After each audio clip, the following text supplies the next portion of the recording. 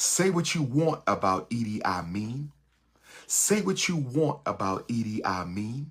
Say what you want about Idi Amin of Uganda. But when Idi Amin expelled the East Indians from Uganda, when Idi Amin told the East Indians to get the hell out of my country, he gave them 48 hours to get the hell out of Uganda. And what you fail to realize, Idi Amin did that, brothers and sisters, because the East Indians in Uganda refused to hire black people. Let me say it again. The reason Idi Amin expelled the East Indians from Uganda is due to the fact that the East Indians refused to hire black people. Idi Amin said, "You will not work in a black country and not hire black people." Idi Amin said, "You will not work in a black country and not hire black people," and he ran them out. Some of you called him a racist for protecting black people's economy. See, this is what's wrong with the Negropean. You are more loyal to everybody except your own race family. You are more loyal to everybody except your own race family. Idi Amin was looking out for African people. He wasn't perfect. Yes, he committed atrocities. Barack Obama committed atrocities. I ain't heard a Negro call Obama a murderer yet. Joe Biden committed atrocities. I ain't heard a Negro call Joe Biden a murderer yet.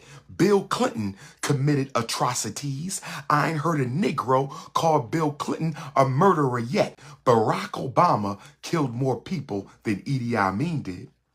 Barack Obama killed more people than Idi Amin did.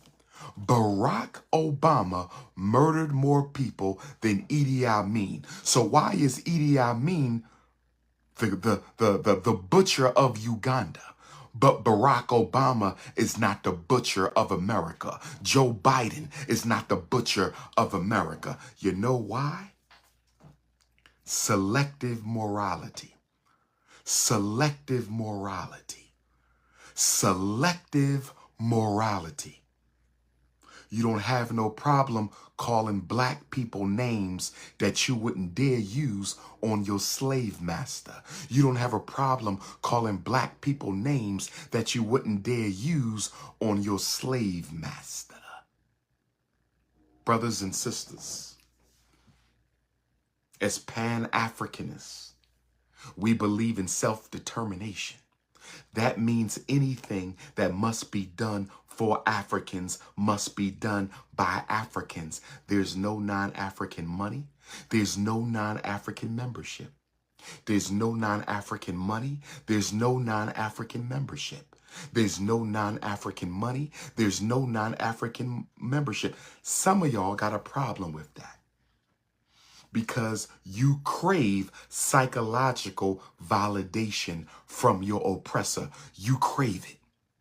You crave psychological validation from your oppressor. Let me give you a history lesson. Let me give you a history lesson.